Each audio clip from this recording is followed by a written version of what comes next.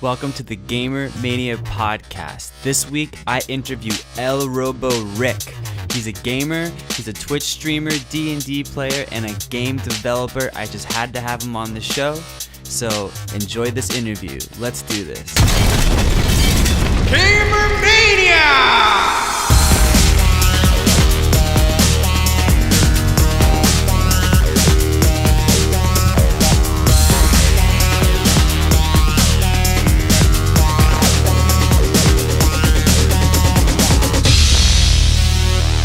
Dude, what's up? Welcome to the GamerMania podcast. I'm a big fan of the GamerMania podcast, mainly because I am now on the GamerMania podcast. So now I'm going to have to listen to this and every single one before so I can see how I stacked up against your other guests. Oh, dude, that's you are the you're the first official guest, a real guest. So what you mean to say is by process of elimination, just by the fact that no other guests have been here, I am the best guest. So, you know what, man? Yes, you're already at the top. I'm playing with house fucking money right now. So I'm exactly, good. Man. Dude, yeah, so this podcast has been growing, man, over the last 6 months. And so this is why I'm here with the podcast in LA, is to meet people like you and share your gamer story with other gamers. You know what I mean? Oh, man, my gamer story, man, that rolls back deep. So, well, what's interesting is I'm going to turn 30 this year. All right, congrats. I grew up from NES all the way to where we are now. So I got to see the whole fucking array come down. So you started with the NES. I started with the NES. Yeah, man. My dad would get drunk and come home with random shit. Sometimes it was cigars. Sometimes it was weight sets, just random stuff. My dad was a piece of shit, but that's a different story. Wait, different podcast. My dad was a piece of shit like many other gamers out there. Then everyone else was like, no, my dad loved me. What are you talking about, Rick? It's only you. But no, he came home with NES, and first two games I ever played were Mike Tyson's Punch-Out! And the first Super Mario Brothers. And that was actually the first time I actually bonded with my mom, because she got into Mario Brothers. I was into Mario Brothers. Nice. Co-op. Co-op, Bam. baby. And that's actually how Luigi was my favorite character, because my mom was kind of a bitch and always wanted to go first. So she was player one, which was Mario. My mom, well, you know what? My mom's probably one of the coolest women on the planet, so she got to be Mario. I got to be Luigi, so I was cool with that. So yeah, that's so funny. And so I was on the other side of the fence. I was the Sega kid. Sega. Oh, don't get me wrong, man. I had a Sega too. So when you have an older sibling who is kind of an asshole, who is also a sister, you'll come to notice that whatever console they want, they would get, and then everybody was like, no, she has that. You just play Sega, right? Right. I actually fell in love with Sega once I had it. Once I had one with Sonic. So I was like, oh, what? I could turn myself into a fucking spinball and kill everything. This is collect so cool. coins. Yeah. I collect coins also. Fuck you, Mario. I miss you, Mario. I know, right? But nah, man. So that was I love Sega. Altered Beast. My uncle Ed got me into Sega as well. So it was Earthworm Jim was on there. Earthworm Jim.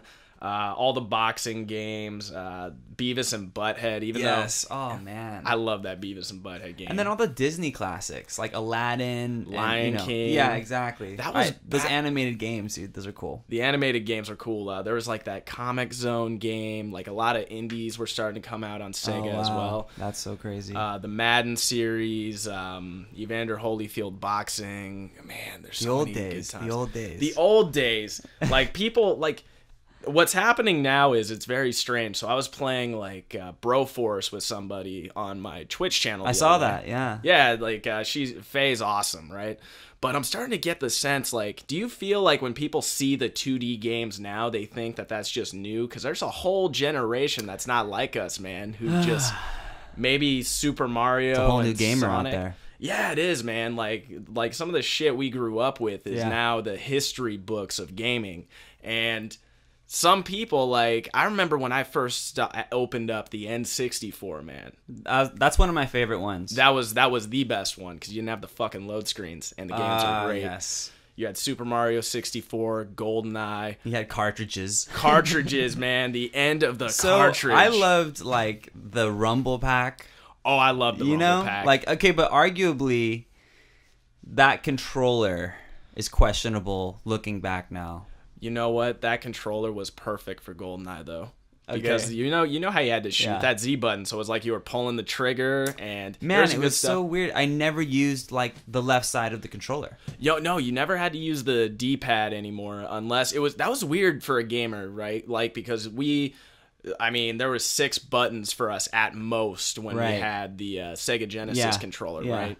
So now the weird dynamic was, okay, now I have a joystick, I have a D-pad that doesn't really move you. It either changes directions Menus or something. It changes your inventory. And then you have the top buttons that actually did stuff. And then you had the other buttons, those yellow up, yellow left, yellow down, the C-pad. So yeah, man, it was fucking nuts. Like learning all that and just to come up through that time, and then when you evolve even further, remember PlayStation and PlayStation 2 when now the joysticks are actually they can be buttons too.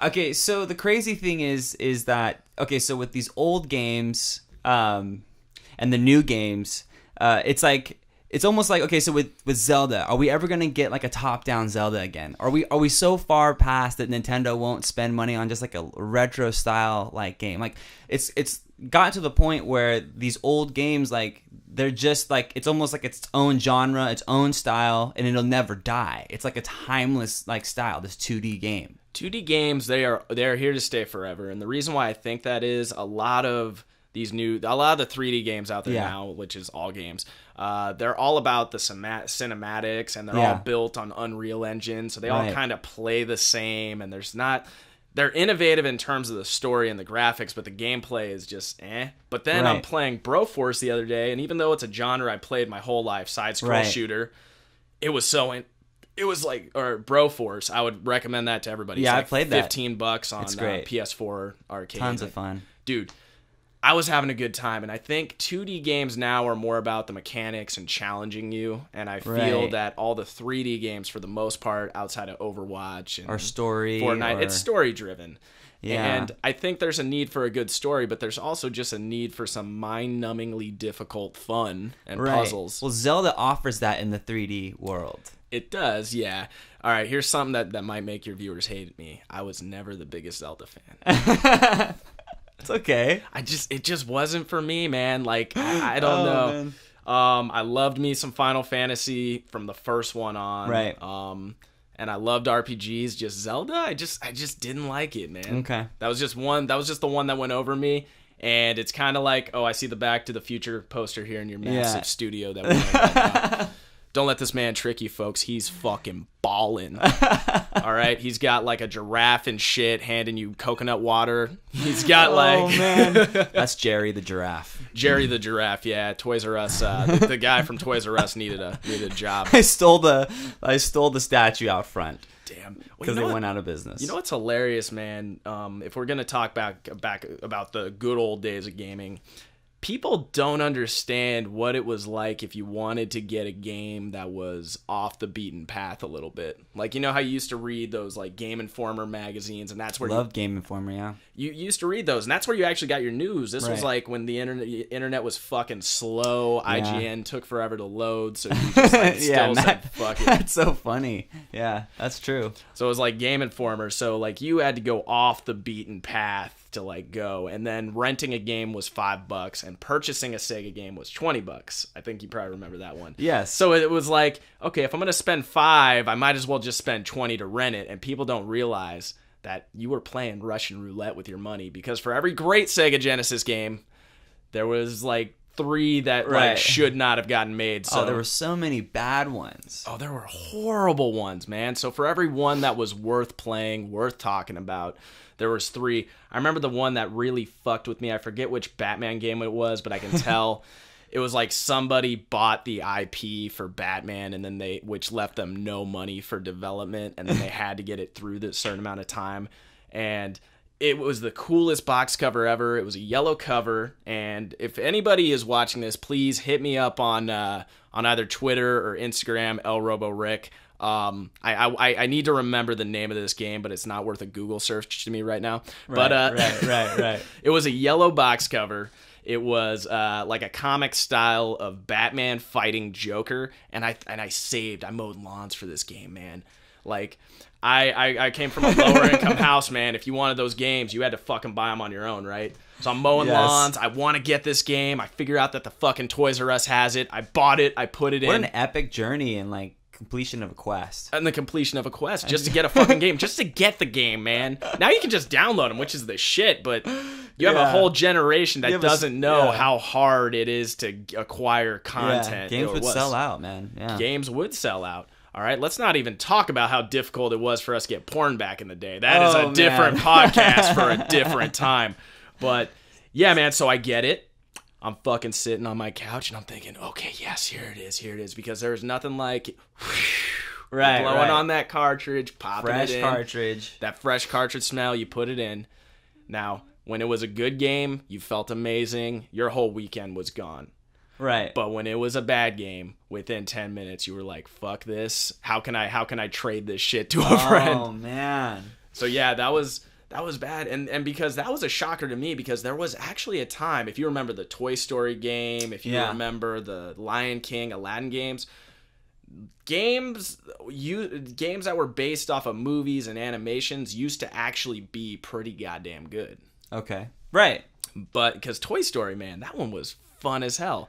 And it was like 3D-ish for the first time. So that was awesome. There was a random Matrix game for the PlayStation that was like oddly okay. Really? Yeah, it was like, the fighting was crazy because you could slow-mo it and start shooting, like doing flips and shooting, while you're doing flips, and it's all, the bullets are all slow and you're killing guards, Dude. And there's like concrete exploding all over. I don't know if anyone else remembers it. Like, there was a brief Matrix game. There was a brief Matrix game.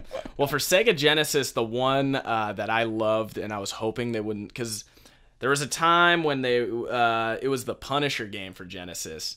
But the only thing that pissed me off about that game, it was like, okay, I used to like to beat the game in easy mode and then beat it in normal, then beat it in hard. Oh, wow. So I can see the whole story, because that's how I like to play the games, for the story. And then you would get to the point where you're about to fight Kingpin or get to the last mode, and it's like, oh, sorry, you got to beat this on normal to see the rest of the game. It's like, what? Oh, yeah. You son of a bitch. Right. You got me. So, dude, we met at Twitch Hollywood, like this sort of like gathering. Yes, we did. Basically, like last week. Last week or 2 weeks ago. It was maybe actually week and a half. Last week. It was a week and a half. I don't know. I've had people on my Twitch since then. There was some great people. Well, it's there. July like 8th or right? Yeah. Or 9th. Is it? Yeah. So it was on the 1st. Yeah. So one of my friends posted on Facebook they were interested in the event. I had no idea what Twitch Hollywood was, and I was like, "Oh yeah, I want to meet new people. So it was your first. Collab." It was your first time going. Yeah, I had no idea who these people were. I wasn't on the Discord or anything. And then I go there and I'm like, "Hey, everybody's cool." Like, that's cool. a cool thing about the Twitch Hollywood crew. Like everybody in there, I think if they were given like the right promotion, the right setup, they could all be like up there with PewDiePie or Dr. Disrespect. Awesome. Yeah, there are some definite personalities there, man. Cool. I'm still digging through. I'm waiting for them to jump on. Yeah, man. I caught yours. I've caught this other guy, Kevin's, and one other guy. Yeah, man. Man. It's cool. My streams are, I just try to have fun with the audience. Man. Yeah, so you were telling me about your Twitch channel. So you do something kind of unique on your channel. Can you explain that? Yeah, man. My channel is, of course, there's me just sitting behind in front of a green screen gaming. But a lot of what I do is I build games and I build products, software related from scratch on the stream.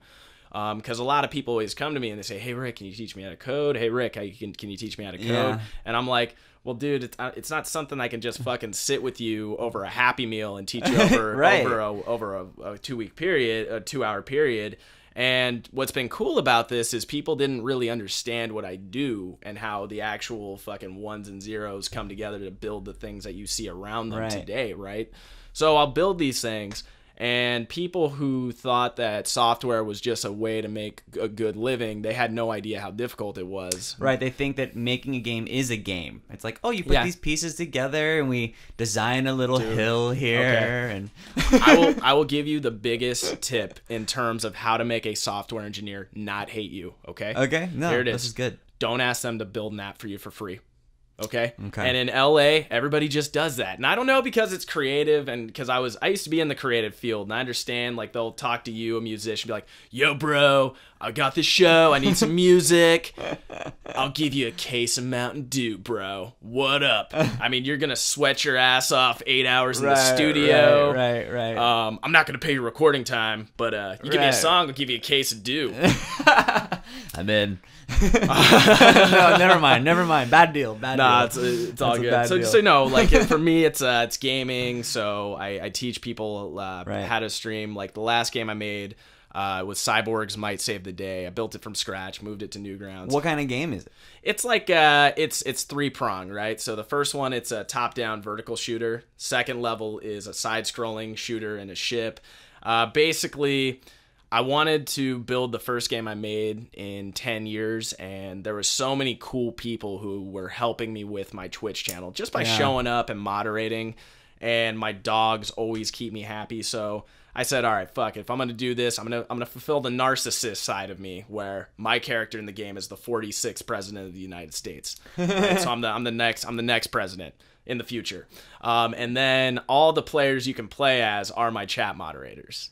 Or as my dog. So I put my best friends in there. So it was cool. It was kind of my way of saying thank you to the people who helped me by putting them into a semi-entertaining game.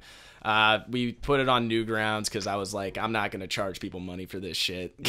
What about Steam? Can you put it on Steam? I could. I would want to clean it up first. I would definitely. It's too like. It's 3 levels, and people have gotten through it in 30 minutes. So I'm like, what am I going to do? Charge you fucking $5 for it? No, you can go free. Yeah, free to play. I put it for free on Steam. You know what I mean? Yeah, you can kind of build maybe like some sort of following and say this is the demo. Just put demo at the end of it.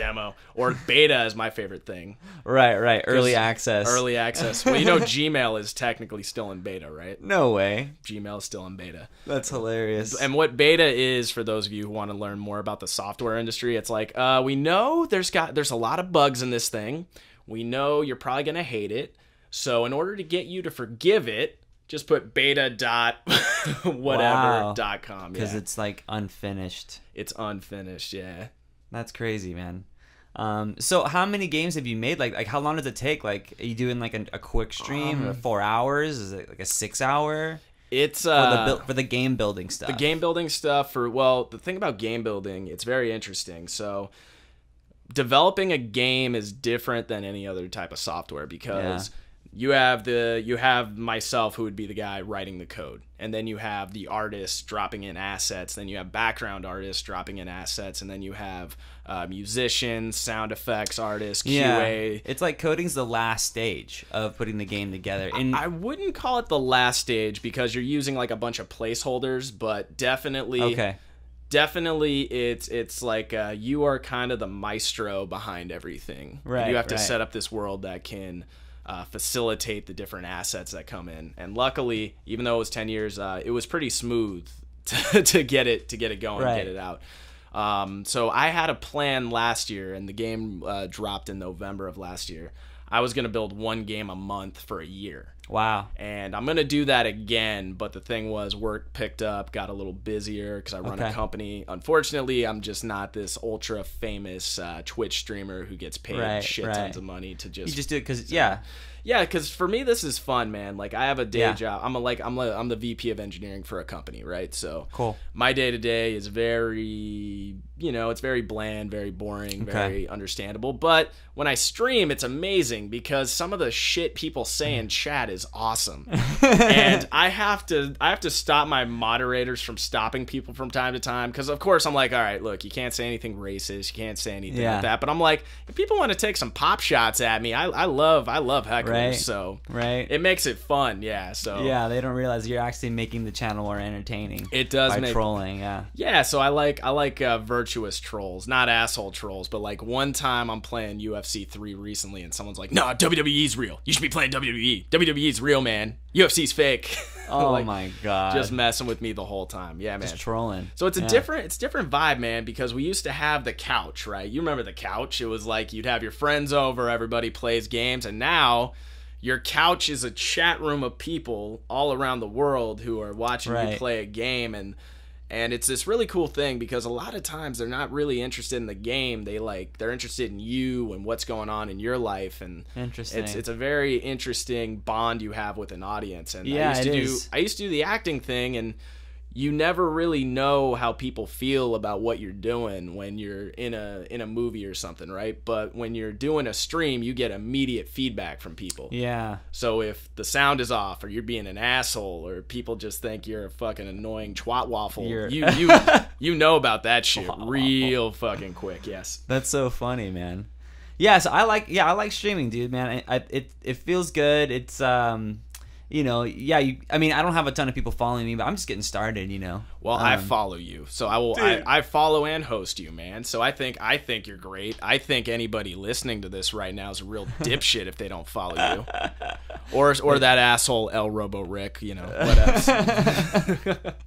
Oh man, I mean, you know, I just I'm in it for the fun. I'm not really chasing followers. Like everybody must watch me now. It's not like that, you know. It's just like, hey man, you know, I'm here. You know, dude, here's the thing. You can see it if you want. Like, it's a once-in-a-lifetime thing if you start from ground zero and end up at Dr. Disrespect level. Oh, man. So that's the thing that people need to understand. So what you're really chasing after is an audience that likes what you provide, and it's going to be a slow snowball effect. So I would say if you're streaming and you get one new regular every week and you're streaming 5 days a week, you're doing something right. Right. But the trick is when you're not a professional entertainer and you have to meet that schedule every day, and there's days, man, I don't want to do it, but then as soon as the regulars come in and chat, they start busting my balls, man. It makes everything worth it because I'm like, you're back. I'm back, and some of these people say, yeah, man, this is fun. It makes my life a little better. I'm like, I don't know how, dude, but all right. If some good out there. If watching me play some mediocre Overwatch makes your life better, then fucking rock on, homie. No, and that's why I'm trying to branch out, actually. I went to Twitch Hollywood because I'm like, okay, I need to collaborate with more people because, you know, I've gotten it to a certain point. I want to help others, and then when you help others, you help yourself. So Yeah, man. Now you're on this podcast. Now I'm on the greatest podcast in the world. The GamerMania podcast. Oh, excuse me. Thank you, Jerry. Jerry the giraffe just handed me a drink now. So, dude, there's a game that I've been wanting to get into that I think you're really well versed with, which is Dungeons and Dragons. Yes, I wouldn't say. I mean, I'm more well versed now, but if you look at the total nerddom, I would be like, all right, if there's 5 levels, I'd probably be like level 2.5. Okay, so I'm versed. But if you go around saying like, yeah, I know my shit on Dungeons and Dragons, there's gonna be some motherfuckers looking up this podcast who are gonna look me up. So I got to be honest. Right. I mean, And my brand of Dungeons and Dragons is, I mean, would you like me to tell you about it? Or? Yeah, I want to know about Dungeons and Dragons. So, like, let's look at it this way. If anyone's listening and they don't know too much about Dungeons and Dragons and they're interested in getting into it, which is pretty much where I am right now. Okay, cool. So, like, what does it take? Is it a weekly thing? How long is each game? You know what I mean? Yeah. All right, cool, man. So oh man, you put me on the fucking spot here. Okay. No, I'm just saying. All right, so. For those of you who know nothing about Dungeons and Dragons, I'll break it down like the simplest way I can. It is, let's just call it an improv class in medieval times with some dice. Okay. That dictate the rules. So, improv. Yeah, so that's basically what it is. So you have the Dungeon Master, and that's who I usually am, and I basically tell the players like what world you're in, what the rules are, but then from there, you are a character, so you could be an elf, you could be a human, you could be a huge-ass orc barbarian, you could give your character any quirks you want to have, and when you're at the table as a player, you are that character at that point.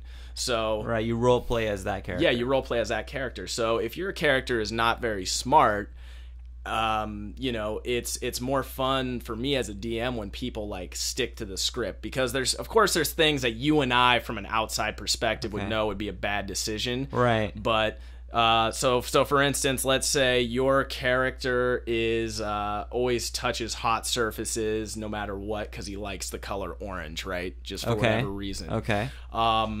You would maybe you're like, yeah, I want to touch it. Okay, great. Now roll a Constitution check to see if you burned your hand or something bad, right? Got it. And then there is normally it's a game of chance with a dice between 1 and 20, right? I like that. I think I like that about the game. Nothing's guaranteed. There is no guarantees, man. So the Dungeon Master creates the world around you, but you as the player interact with it. And then you are part of a party, much like an RPG game. Right. To where, you know, now you meet all these people and you all kind of have your own quest that you go on. Now there's two types of there's two main formats in terms of playing. So there's what's called one shots, where you play a story from beginning to end in that one session alone. Okay. So most of the time, it's not really about building up your character. It's about, hey, we just want to try to survive, get in combat, and fuck shit up until we get to a certain point. But I mean, okay, so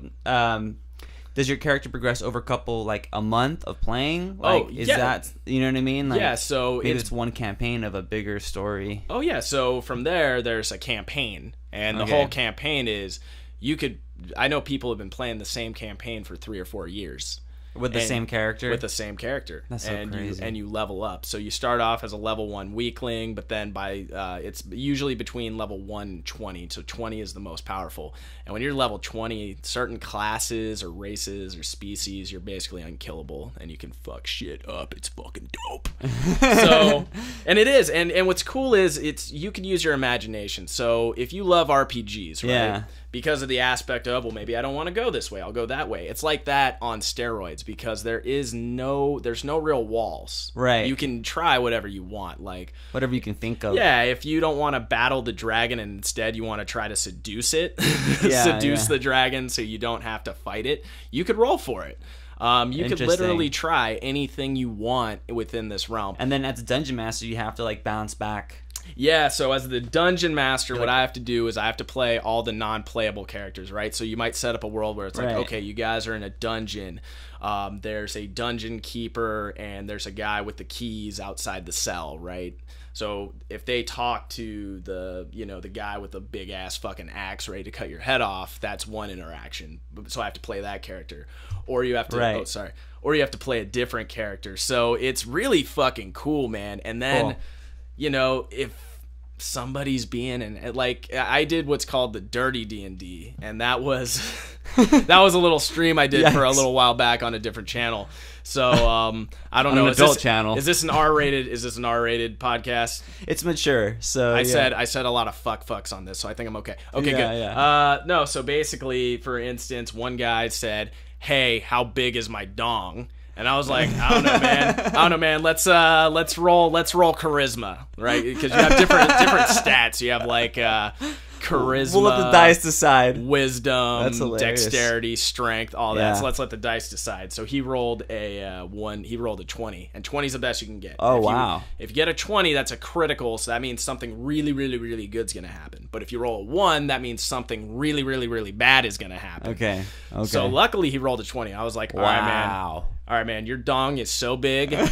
I will let you use it as an extra attack. So oh my god, he already did extra damage, so he could hit you, right? So you do. That sounds painful. You roll for damage, and then for sword, and then it's 1d whatever damage. So you have your d20, which usually dictates how much. You just put this metal glove over his dick, and just he went sleeve, you know what I mean. He went raw, and I made it. And I said you can do it. It's a hard slap. I said he could do it, but if he rolled critical 1 against somebody with a sharp object, if he failed, crit fail is what it's called, against a sharp object, you lose it. You lose it. It's a one-shot hit. It's a one-shot hit. So you can try to get that extra 1d4 damage if they're close. Oh man, you got to be careful how you use that thing. Nah, man. So it's fun. Wow, so that's cool. I'm going to be bringing back I want to do it live to where everybody, but I was doing it online, and the problem with online is sometimes people's mics don't work, and Skype fucks up on you, and Roll20.net, which is a great tool for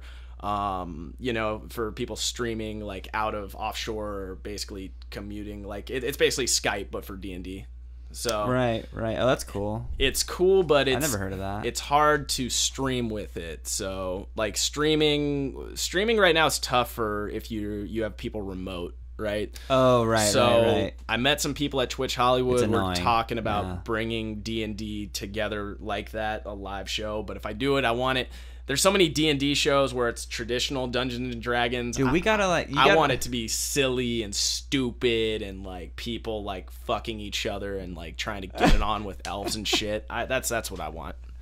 Can it be like really role play where like we are the characters? Like we're not just like I'm not just showing up like in my pants and t-shirt and like, hey man, like what if I'm wearing like a robe? Oh, and, dude, people get into got, it, like man. A mustache and the lighting's all dark behind me except for on my face like a scary scary storyteller. Oh, dude. Well, the thing is, I people. roll. No, and then. Yeah, I think my favorite character was Kisses, which was basically a Teletubby because it was like a stout halfling. And it talked like this. Hi, guys! The whole time. I'm always so happy! Because you have a character alignment, right? So there's lawful, and then there's neutral, and then there's chaotic. Whoa. Right? So okay. Chaotic good would be like a really good guy who just doesn't play by the rules. You have like lawful neutral. Lawful evil would be like Darth Vader. Okay.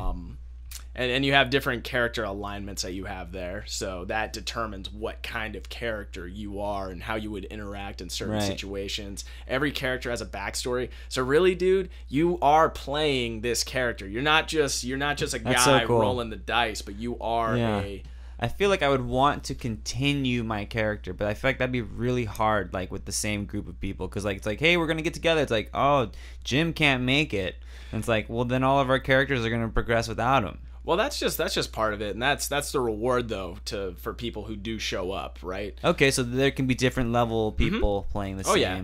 That's cool. Because the way I run my table is everybody starts off level 1. It doesn't matter if we're 10 missions into the campaign or 5 missions into the campaign. Oh, right, if you jump in. Everybody jumps in at level 1. So that's what makes it interesting. Right, because, so someone tags in later on. Yeah. It's kind of tricky. And then if your character, when you die, you die for real. So that character's gone. So then you have to create a new character and start them off all over again. Does that happen a lot in D&D? Or does that does the game kind of protect you from that? It depends on the dungeon master. So if the dungeon master is nice and you're new to the table, they might give you some leeway, which is always possible. For the way I DM, I like to let the story progress, and I like to encourage people to make stupid decisions because stupid decisions make great. Yeah, stupid decisions make great movies, right? Because everyone's like, "Oh, I'm so mad. Why would you do this? Why would you do this?" It's like if Walter White made good decisions, Breaking Bad would have ended like 2 weeks into his fucking surgery. Right. He's like, well, I guess I'm just gonna pick up a few more shifts at the car wash. Right. It's over. Right. Yeah, not happening. So good. So yeah, I get it. I encourage people to make like bad choices. So the game can't be too punishing in that case. But it depends on your DM. Some DMs are rule hounds. Like, be careful with what you do. So yeah, well, because there's times it's like there's 4 of you. You're level 1. You're in the middle of 10 full size level 5 orcs, right? Yeah. It's not gonna go well for you. So. And the dice tell everything. So the DM, I have to roll the same way to hit you to try to get your armor class if we're in battle. Interesting. Have I described D&D well? Because I feel like it's been going a little over. I think it's good. No, I think I have a better idea. Right? Gotcha. Yeah. What is like character creation like? So character creation is you come up with a name. Can you just like pick anything? Can you just like you can be any name you want. Whatever. Yeah, you can be any name you want. You can be as long as it depends on the DM, but most of the time, it's like be any name you want. You can have any origin you want. Okay. But you have to like fit it into the story, right? So if you're like a tiefling is like a demonic creature who would likely not be looked at very well in the real world. But if you make him like the equivalent to the captain of the wrestling team, he's got to have some really fucking good charisma, right? Right. So you basically roll for some like extra stats, maybe. Yeah, you do. So basically, cool. Some class. So everybody rolls 4d6s for each of the traits. That's cool. And then you take your 3 highest dice, you add those together, that becomes your pseudo level for each of those traits or your points, and then That's cool. you have what's called your modifier based on your charisma or your strength or whatever based on that score. So Sweet. for instance, you'll hear a lot, it's like, okay, roll 20, go ahead and add your charisma modifier, right? So if you so you can add that to the d20 that you just rolled. So that's part of it. But then part of what I do is I build a lot. My characters I design to just fuck shit up. Right. I design them to do, like, I'll look through the classes and I'll say, okay, if I choose this, I get some bonus points based on what I want to do. Like, you know, I play monks a lot. So with a monk, you want a lot of dexterity. But if you're like a powerhouse, brute, barbarian, warrior, like fighter, you're going to want a lot of strength, right? I'm going to go full assassin, dude. Oh, you can be an assassin. Yeah. And assassins are bad motherfuckers if you have good stealth. Yeah. And a funny thing I've seen people do is I love it when they choose assassins who suck at sneaking and things like that. Dumb. Well, yeah, but it's fun for the story. Oh, right, So, right. there's- It's comedic. I love, everybody loves like a badass, but when you're streaming, it makes it more fun when people do shit they are not supposed to do. Right. So it's like, true. so it's like, yeah, It's silly. of course I should find like a fucking bridge to get across this hill, but you know what? I'm gonna use my staff as a javelin and try to or like a pole vault and try to get across the other side. Right. Roll. Yeah, so that would be an athletics check, a strength check, because you'd have to get to the other side, and then another athletic check to run. But you can do whatever you want in the game. So that's why I think it's cool, and I creatives love it. I'm a drunken assassin with untied shoes all the time. Dude, then you're going to walk around, then every movement you're going to have to roll with what's called disadvantage. So that means it's like, all right, you can try that motherfucker, but it ain't going to be easy. You see 2 thieves. You think it's 1. Yeah. So it's like, all right, you choose. Were you a pro wrestling fan? I mean, dude, not really. Okay. But I grew up like watching like Sting and all those guys, dude. All right, cool. Ultimate Warrior. You know. Okay, perfect. So it's like if you're an Ultimate Warrior size guy and you say, I'm going to try to choke slam that fucking 8-year-old pencil neck kid, you can take a shot at that. And normally, since I think children getting hurt is funny, in comedic ways, people. Okay, in comedic ways, like you know, fails. A kid falls off the fucking bike or gets hit in the face with a snowball. I think that shit's fucking hilarious. It is. So, like, if you're gonna do that, I'd be like, okay, roll with advantage, and then the number you gotta beat is gonna be low. Right. So I'm like, all right, beat a 5. Beat a fucking 6, right, to get to choke slam that kid. Right. But then I'm gonna roll, and because it's kind of a dick move, because that 6-year-old, the kid's also gonna, maybe he has a brother, maybe he has a mom around, maybe he's got a dad, maybe or his a dad, gun. Maybe his dad's on his button. Not in this realm. I know that in some games they've done it to where there's a gunslinger. More of a modern. Gunslinger. So nice. this is more like medieval times. The one I'm building right now. So I'm building a new system that's actually going to be an open source RPG system with rules, and everybody in the community gets to choose things. What do you build? Like, you building this as a D&D platform? Yeah, so it's not a it's going to be a tabletop platform similar to D&D, but its own thing, and it's basically designed to let the community build the rules to it. So for instance, let's say there's a new species that somebody has an idea to come up with. They come up with the art, the stats, everything. Yeah. They would submit that. And then we would have a committee of people who are either high up contributors or people who pay to be committee members, who would either vote it in or vote it out. So interesting. It would be so I've always wanted to create a tabletop experience for people where they feel like they could be part of the official rules. And then we're gonna do it in patches, the changes similar to a software release. So every 6 months, it's like, hey, here's the new characters, here's this. Sell the books, the dice, and the T-shirts, and all the other fun stuff. So people build their own like experience, kind of. Yeah, with, the assets that are there. So you have your own assets. So you can either buy the new campaigns that'll be based on that. You can create your own campaigns. This would be a system of just building its own rules out. So okay. Because the thing is, if you look up tabletop RPGs, man, you will jump into the fucking rabbit hole, because there is something for everybody, and I mean everybody. There's one for pro wrestling. There's just so many different games. Yeah. There's one for really cool. The Spanish soap operas. What are they called? I can't remember. Man, I don't even know. Damn it. Don't hate on me because I love those. Every time I flip through the Spanish channel, I see those. I'll like watch it for 5 minutes because I just love the over the top acting. It's fantastic. Yeah, it's classic, kind of classic. So this podcast here in this big ass building, it's been going on for what, 5 months, 6 months? Yeah, man, this podcast has been going 6.5 months. 6.5. So it started in the Bay Area, and now it's in LA. Nice. So you're saying a lot of people in the Bay Area just want to get the fuck out right now? If you're an artist, you might feel that way. Not everyone will, right? Yeah. Oh, I totally agree with that. So it's hard to leave friends and family sometimes and go out on your own. I agree. But yeah, man, I mean, I know a lot of people that have come out, to LA or other places like Austin or. Oh yeah, dude, because a lot of people here say rent is expensive, and then I'm in the software field, so I've gotten a lot of opportunities to work out in the Bay Area, and I'm just like, nah, man. Yeah, it's a weird spot, man. It's weird because in certain areas you have guys making good salaries working at Google who are sleeping in the parking lot because they can't afford rent there.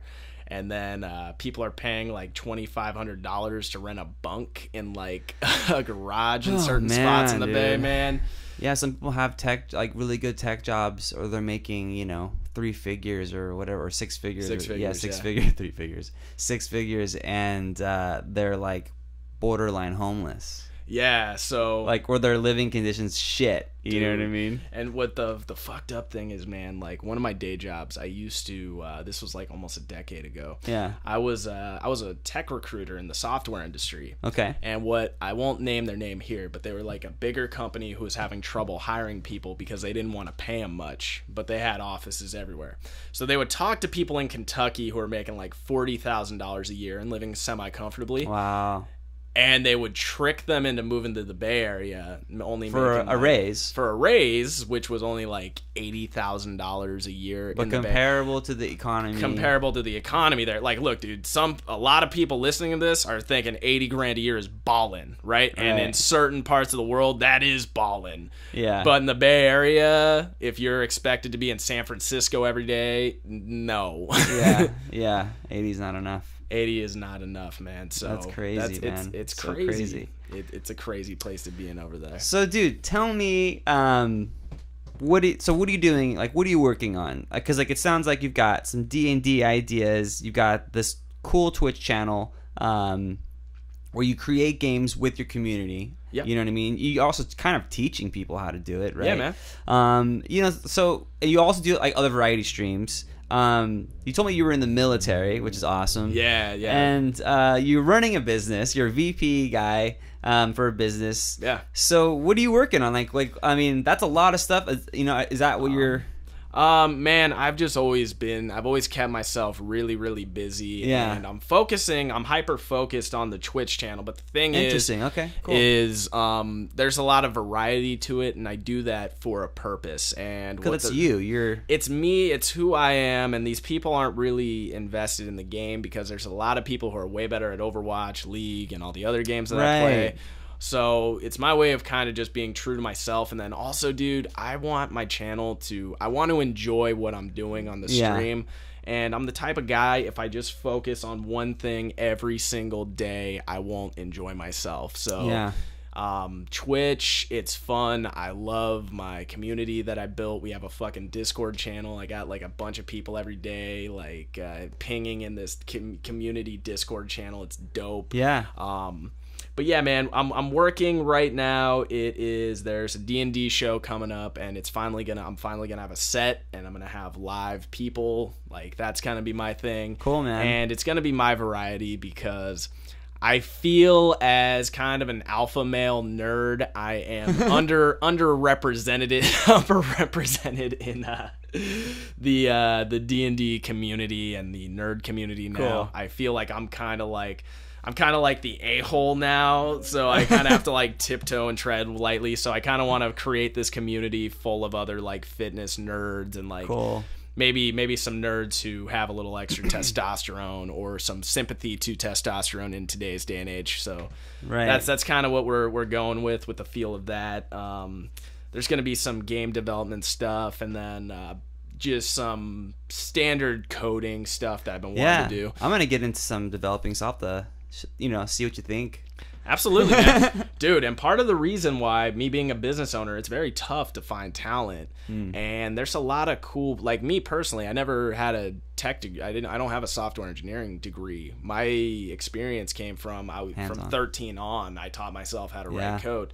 So part of the channel, to be honest with you, is if people learn how to code and they're good and they're doing side projects and kicking ass on their own, there's nothing that's going to stop me from saying, hey, come on down to my office real quick. Yeah, totally. Yeah, man. So that's what I'm working on right now. It's a lot of variety stuff within the same Twitch channel. So it is all about the Twitch channel, but it's, building something to where I'm going to be enjoying myself so that the people, when they come into the chat, are going to get my best self, not me like, I'm doing this 5 days a week, I have to do this stream. And this game is popular, I'm going to play Fortnite, I'm going to stream Fortnite. Exactly, man, and I don't like Fortnite that much. Say that real quietly. I don't, man. Here's the deal, dude. Yeah. I liked it. I like builder games. Right. And I like shooter games. Right. But I know it's a cool play on things, and I played Fortnite before it was a copycat of PUBG, and I loved it, and I streamed the hell out of it. When you're just fighting off waves of zombie, I thought that was pretty. Wow. I thought that was the pretty, original. Yeah, so I thought that was really cool. Yeah. Now I'm just like, everybody's kind of doing the same thing right now, and man, yeah, it's awesome. I'm totally happy for those guys. They're successful. Anytime fellow nerds figure out a way to make billions of dollars, I am not getting in front of people making their paper, bro. But like, I'm just not a Fortnite guy. I like CSGO, Overwatch, and then for builders, I loved Ark, and I love. Dude, I've been playing this game called Insurgency, which uses the Source engine, which is Counter-Strike. Oh shit! You got to check out Insurgency, dude. It's like a hardcore, like war sort of version of CSGO. I will definitely have to give that a shot. Yeah, I stream that sometimes, and it's a blast. Dude, I'll have to check out your stream to watch that.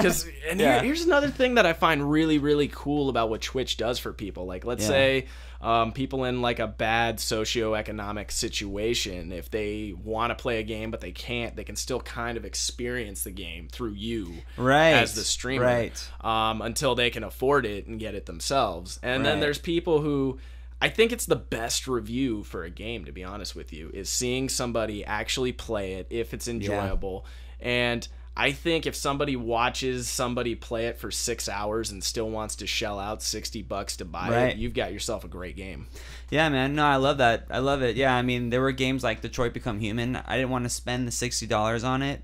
It felt like a one playthrough kind of game, and I like to save my money for other longer experiences. Anyway, I watched a bunch of people play that, and it was great. It was fun to watch. I didn't pay for it. The person who's their channel, they're funny. They're making it really kind of enjoyable. Everyone's chatting and laughing doing all kinds of stuff when things are happening in the game. So it's almost like being in a movie theater, and everyone reacts to a funny scene. You know what I mean? And everyone's laughing or remarking about it. There's and I didn't spend any money on that game, and I had an experience with Detroit Become Human. You know what I mean? I would totally agree with that. And that's what streaming brought me. Yep. And then for me, like, I still play some sports games, but Twitch has saved me from certain franchises in the year, because I was like, wait, that's just the same shit with a different roster. No, I'm not going to give you $60. Fuck you, John Madden. Right. Yeah, that's got to be one of the biggest, like, where is all that money going? The sports games, like, what the hell, man? They must make the most money out of every game, it seems like. They do, dude. I don't know, man. I think they're constantly selling every year. They sell every year because you have fans of the games. Like, because the thing is, if you're like a hardcore football fan or basketball fan, like for me, I got NBA Live 18 this year because I started watching basketball again. Right. And what's cool for me as a basketball fan and as a gaming fan, now I can do trades and I can say, okay, well, I don't like this player. In my world, in my fantasy world, you're fucking gone. Like, suck. By the way, traded. that whole LeBron James, Paul George thing, I simmed it. It sucked. But nah, man. So it's all good. Like that's where I think the money gets made. But then what's funny is it's kind of like movie industries when you hear about these companies who are barely running like in the black, so to speak, in terms of their budget, because it's like, well, dude, you make $1 billion fucking a movie. Where does all the other money go? Right. And they account it in a way to where it's all gone so that they can just continuously, so they don't have to pay that much on taxes and weird. Stuff. Yeah, man. Corporate financing, that's a whole. Because it almost seems like you could release a sports game as a service. Yeah. You know what I mean? Where it's like, hey, for $5 a month, you never have to buy this game again. Every year, we're just going to refresh the roster. Faye, the person I was streaming with last week, I was playing Broforce with. Yeah. She actually says that exists for EA. So if you spend like $10 a month, you can play the same game now, and it just updates the roster. Which I think is cool because... Interesting. So you can play like the newest EA. Like I could play NHL 18 without buying the game. So, no, what happens is it's the same game, but it's a different roster. So it's a roster update. So you know how like there's new players who come into the league every year? Right. So let's say you like NCAA, or they don't make those anymore because they don't want to pay college athletes, even though they totally do. But... no, there's sports humor thing, people. Oh, I think I know what you're saying. You can keep an old title. You can keep an old title, yeah. So NCAA 17, but we're going into 2019, and you're like, well, I like this game. I don't want to shell out $60, but I want this roster update. If you pay like $10 a month, they'll let you update your roster. Oh wow, that's pretty cool. Or maybe just one $10 thing, or is it $10 a month? I don't know if it's 10 a month or 10 a year. I'll have to look. So yeah, but the pricing, because that's actually smart, man. Because you'll make $120 a year off of each head if you pull that off. Yeah. So well, you would need some sort of content rollout, for monthly content rollouts. Yeah, man. I think it's. I think WoW did it right in that department, because they still have, even though their subscribers keeps dwindling to WoW, they still have enough where they're not hurting for money. Man, yeah, World of Warcraft, they got to a point where they realized that they didn't need to stop. Well, it's we don't have to stop here. We don't. We can keep the party going, baby. Right. So that game's been out for almost over a decade. And everybody always says, well, no, this is a hit game. I'm like, they changed the game when it comes to a hit game. It's like, okay, you have a hit game. Do you have 10 million active subscribers paying $15 a month for the past 10 to 12 years? Right. No, you do not. That's a hit. No, man, that's a New York Stock Exchange. Yeah, exactly, man. They make a ton of money, dude. They do. And then I've always loved Blizzard, man, ever since Diablo 2. Diablo 2 was the first game that really got me, because I grew up poor until my parents decided to step their game up. And then remember that big Ethernet cable? You finally got to plug it into the laptop, and I remember I got to play Diablo 2 with a bunch of peeps. And LAN party? Yeah, like not even a LAN party. This was like an online thing. So you can play with people online to accomplish missions. And that's that part fascinated me. Yeah, because it was weird. I was 15, 16. I'm like making friends online and like playing. That kind of goes back to what we first started talking about. That simple game like it doesn't look fancy. Yep. It's all 2D art. It's all sprites and shit. Yep. But there's so much progression, and there's so much left to our imagination. Yep.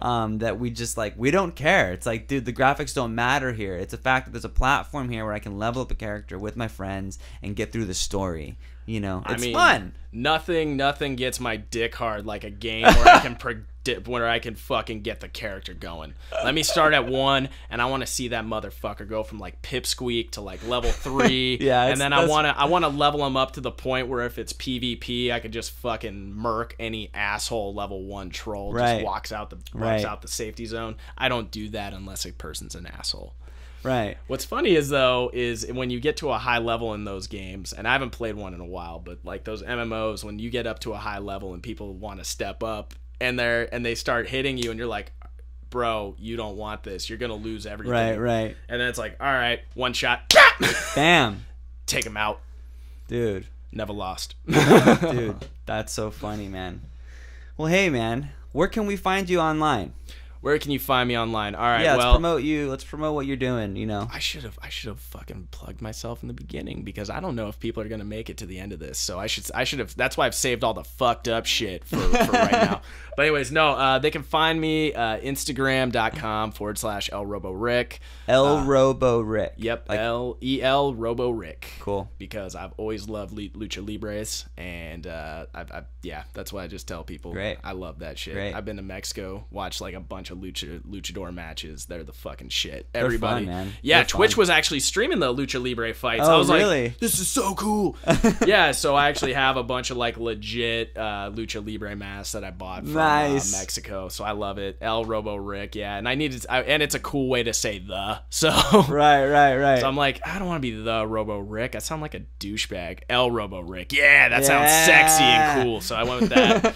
So yeah, Instagram and Twitter, ElRobo Rick, and then Twitch. Obviously, that's the main one to go to. So you should go to my channel and his channel and follow us. But it's at ElRobo Rick, and I'm on every night, 10 o'clock Pacific Standard Time. I usually go till about 2 a.m. and I'm starting to bring fun, cool guests. You should come to my fucking show next, man. Dude, I would love to. All right, cool. Pick out a game. It'll be awesome. And if we could find, and if one of your audience members could help me find a game for PS4, I want to do a Teenage Mutant Ninja Turtle beat 'em up. But we're all going to wear like a different fucking color bandana for each Ninja Turtle that we play. So I'm down. Raphael. You want to be Raphael? Yeah, I'm I'll be Michelangelo. Raphael. I'm actually a All bad right. motherfucker with nunchucks. Haven't used them since I was 12, but man, that muscle memory doesn't forget. Dude, whoa, okay. So your Twitch channel, anything else? Instagram, Twitch, Twitter, it's all at ElRoboRick. And then if you guys follow me, and then if you go to Twitch, Discord's weird about linking and stuff, but if you go to my Twitch channel at the bottom of near the bottom panels, you'll see the Discord channel. Oh, okay, cool. Join the Discord channel. We're like 50 members strong now, and everybody in there is I should join that. Yeah, join it. Everybody in there is really cool, really nice. No assholes? No, we have a no douchebag policy. All right. So what I tell people is this. You can be an asshole to me because I say shit that sometimes warrants people being a douche to me. I say some bunghole things like I did here, right? Right. But no one's mean to my moderators, and no one's mean to my viewers. I don't allow that shit. Yeah, you can take the punches. I love getting punched, but not a lot of people do. So it's like, you can be a douche to me, say what you want. I'm a First Amendment guy, but you leave my moderators and my viewers alone. Awesome, man. Well, dude, Rick, it's been a pleasure having you on the GamerMania podcast, man. You are one cool motherfucker. I would love to come back again. So let's check do in. this in a few months. We'll come back. We'll check back. Yeah, dude, and I'm obviously gonna come over and play some D&D. You will play D&D. Because I've still never played. There's so many people who do my one shots. It's their first time. So yeah, I would love to have you over. Wow, awesome, cool, Rick. All right, man. Sweet. All right. So by the way, I have nudes on my Instagram at ElRoboRick. So go follow.